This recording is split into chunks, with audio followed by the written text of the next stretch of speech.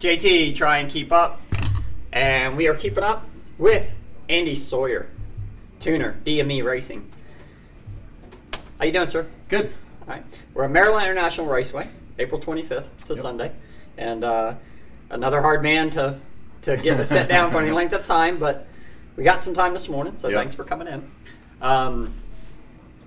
Before we get going, your dad's here with you this weekend. Yep. And me and him, we had a long conversation about a lot of, not necessarily about Andy, but just general conversation about everything. Life. So great time. He did make the comment about you starting off, he remembers at 14 when you got going. Let's start back then. And what got you started there? What brought you to that point to kick all this off? Ever since I was a kid, I've always been interested in racing and motorcycles and just anything motorsports related. It's always been. I've never been a football, basketball, soccer. Didn't care about it. You know, if it had any type of engine, I was into it. You know, and always been real mechanical and stuff like that. Just stuff I enjoyed. And when I was 14, 15 years old, we started going to Farmington drag strip. You know, on Friday nights, the Friday night drag race. It was just the thing to do. And then when I turned 16 and could go on my own, that's when I met Demi, the owner of DME, and met them at the track and hung out with them, and then found out that their shop, our shop now, is 2 miles from where my parents live. So it was just kind of started being a hangout that turned into what it is now. So, you know, from a hobby to a full-time and a half job. Now, were you racing when you started out, or what were you doing when you first? Just spectating, just going to the track just to watch and hang out. And, did you ever do any racing? Never raced. And then the tuning aspect of it. When did that pick up? When did you realize that you clearly got a knack for it? Yeah, probably in '99, I would say, when we started racing Outlaw Pro Street, and that's back then before all the fuel injection and all the stuff we have now. We raced a wet nitrous carbureted Suzuki GS and ran that, and kind of that was a trial by fire and learned by mistakes, and we made more mistakes than we did right. But you know, some of the race weekends when I come home, Dad would ask me, not did we win, but how many motors we blew up, and it was pretty accurate a lot of times, you know. But it just started from there, and then we just from 2002 or 3, I think, then we got into doing a alcohol turbo bike, and been pretty turbo related ever since then with most of our race stuff. Now, when you began the tuning and stuff like that, did you actually have did you go to college and stuff like that? Do you have formal education, so to Not speak? on that side of it. A lot of it was just self-learned, and then some of the first stuff with our first alcohol bike, we ran it, and had a lot of problems with it, and it was one of the first GS 1100s to have EFI on it, and so we had a guy help us get all the sensors and all that, and we, like I said, we really didn't know what we were doing, but we tried to figure it out as we were going. And one race we were here at Maryland, and Sebastian Domingo from NLR was pitted helping a guy in a trailer across from us, and he had a bunch of downtime. He just walked over and introduced himself, and you know, went from there. And he said, "Why don't you just bring this thing down to my house next weekend or whenever, and put it on the dyno, and we'll try and, you know, figure out what's going on with it." And we did that, and then we had a great relationship with him for forever. You know, he helped us out with a lot of stuff, and I learned a lot of stuff from him, and so that was really where it started, in the EFI and stuff like that. So now, when you talk about, you made a comment about your dad asking how many motors you broke. Now, everybody talks about what's your best weekend, what's your favorite, what's the worst weekend you've had as a tuner that really sticks? I know there might be more than one, but which one kind of sticks out for you that, oh man, that weekend sucked? Here recently, the worst weekend was probably this race not this race, because it would have been the July race, the first race we got on track after COVID. So we came here, we tested in June with both Jeremy on our 1000 and Jason on his bike in Virginia. Everything went well, and they came here and had a fuel system issue we didn't realize, because everything was good to go in Virginia, and came here, and then the 1000 was leaning out, and we actually qualified number 1 and burned the motor up first round. You know, and it was just a freak thing that had some stuff in the fuel system we didn't know. So that was the worst weekend recently, but man, I'm sure there were some bad ones back there. Try to put those out of my memory. Now, obviously, and again, the reason I asked this question is because you make the comment about being self-taught. and we all learn from our mistakes. So, now, can you think of a time where you literally made a mistake because you did something wrong and learned so much from it? Oh yeah, Okay. definitely. Do you have an example? How would you? Yes. Yeah. What's an Still example? sticks in my mind. The very first engine I built personally for our Outlaw Pro Street bike back in '99 or whatever, we took it to the track, and that's when we raced in, I think, March at Rockingham in the MyRock. So it was early season and no testing, so we went basically straight to the track. And first pass, I didn't lock the adjuster nut for the cam chain tensioner, so it backed out, broke all the rocker arms in the head, and just trashed everything. And so we were like, okay. And back then, I mean, it was a pretty shoestring budget to get into the track, and there wasn't no spare motors at that time or whatever. So I said, that's fine. I'll go over to Schnitz's trailer, and that's back when they had a big midway set up like we did. And I said, I'll get 8 or 16 rocker arms, whatever it takes, and we'll fix it. And I walked over there, and they're $75, $80 a piece, and I was like, we're not doing that. So from now on, double check that your lock nut is tight on the cam tensioner, and never made that mistake again. Now, obviously, you've got a closer relationship with Demi, and we know how Demi loves to talk on TV. I'm being sarcastic. If y'all know Demi. Getting Demi in front of a camera is not going to happen.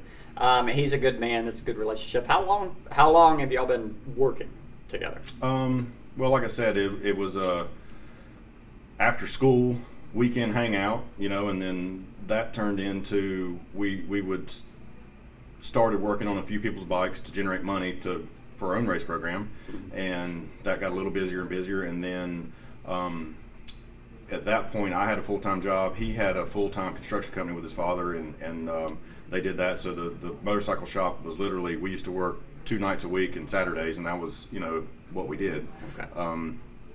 And then in 2007, I lost my job, my full-time job, and basically when they were laying me off, like a exit interview, whatever you want to call it, is pretty much, if you're done, I've got work to do. I've got somewhere I need to be. So I left there, went straight to the shop and called Demi. I said, I'm here full time. So that was in, I think, December of 2007. And since then, after his father died, he pretty much had the construction company for a few years and kind of phased it out, and then to where he was at the shop full time, and we hadn't looked back since. Now, obviously, DME Racing is just an absolute foundation block to the sport of racing. So I'm gonna, and it's not to win brownie points from Demi or DME Racing, but y'all guys have been great to me over the years, and I appreciate it. Yeah. And God knows we appreciate everything y'all do for the sport. But we're not done with the interview yet, because he's got some machines that y'all are gonna want to hear about. All right, now you've advanced. Let's talk about Tink Tank. So, I've heard the story. So, that motorcycle was very unique. So tell us a little bit more about that one. Some people's already going to know this. This is for the people that don't. But Tink Tank was a very unique motorcycle. Yeah. That was the year prior to that, we sold one of our Pro Street bikes to the KoolAid racing team in Kuwait. And I went over there several times racing with them. And they have their rules. It's very similar to a Pro Street bike, longer wheelbase. You can run an auto trans, so they're relaxed rules from what we have. Okay. So we went over there. And at the time, the record was, I think, 662 and a quarter, and we ended up going a 670 or something with our bike over there in the 2 weeks I was there, just struggling to figure out the setup or whatever. And then that November, we had a bike we were leasing, and we decided for this race, I said, we're going to set it up put a bigger turbo on it, auto in it, the longer swing arm, and race it with the Middle East rules, and go to Man Cup and Pro Open and just see what we can do, because I think we can go faster. And that's when Joey Gladstone was riding our Pro Street bike, and we took our spare Pro Street motor and put in the bike with a different transmission and hoped we didn't need it, and went down there, and that was a pretty amazing weekend, because it just got faster and faster, and ended up going that weekend 650 to 226, I think, and the world record prior was 662. So that was a pretty awesome weekend. KoolAid. So KoolAid is pretty similar. It was another bike we built because of all the turbo grudge bike stuff going on, and we wanted to see, what we could do. Was one of our customers was wanting to do it, so we built it. And at that time, that's when Jeremy Teasley was riding for us. So we did that and ran several races, and that was mainly 8th mile stuff with that bike. They have what's called a Big 8 shootout. We went to one of those, and was kind of funny because we thought we were fast and we weren't fast, and ended up winning the whole event going not fast. And then we got the bike fast and went to an event and got our butt kicked going fast. So it's just, just racing. All right, now you got the 1000. Mm-hmm. All right, and then Jason Dunningen's bike, which is unique in itself. Yep. So let's talk about the 1000 first. That's a bike we built. Long story short, we've always raced Hayabusas in Pro Street, and we had the bike that Chris Conley owned that Jeremy Teasley was riding for us, and the rules just weren't in favor for his size because he's 130, 135 pounds, not unsuited. He's a small guy, so just the wheelbase wasn't there allowed, and we could compete. We couldn't dominate with it, and that year we chased Rodney Williford for 2 years, and it's just the rules weren't in our favor, so we decided to build the 1000 because at that point the rules were much more in favor for the smaller guy on the 1000. Okay. So we built it, had it almost done, and then it took a longer time, so we came out with it. I guess it's the 3rd year on the bike, and it's fast, and it's been rule changes after rule changes since we built it. Okay. And you've got a new rider on it this year for 2021. Yep. So tell us a little bit about him.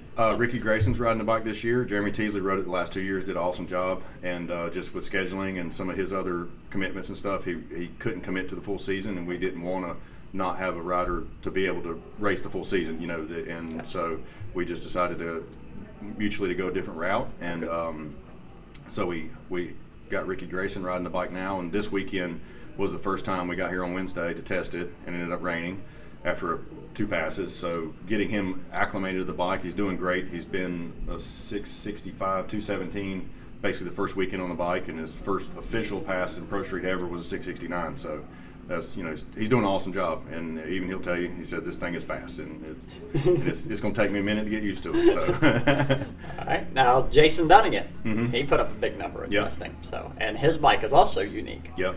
Okay, tell us about that.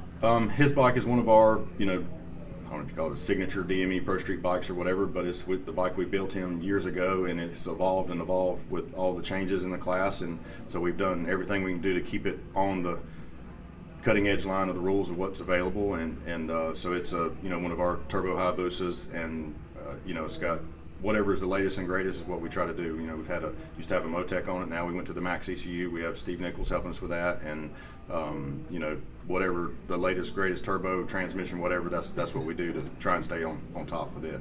Okay. Now we've obviously covered some of the primary machines. You worked on tons more, like Daddy-O's bike and things like that. Now with those bikes in mind, from a tuning standpoint, how would you describe your tuning technique to somebody when you're going from, these bikes are clearly different. Totally different, yeah. So, and your tuning method must change between the two. How would you describe that to somebody, or what kind of advice would you give somebody that needs to be able to change your thinking from literally one bike or another as you're standing there? Yeah, it's kind of hard. It's Chinese to me, so I have to ask you. They're it's hard to say because they are so totally different.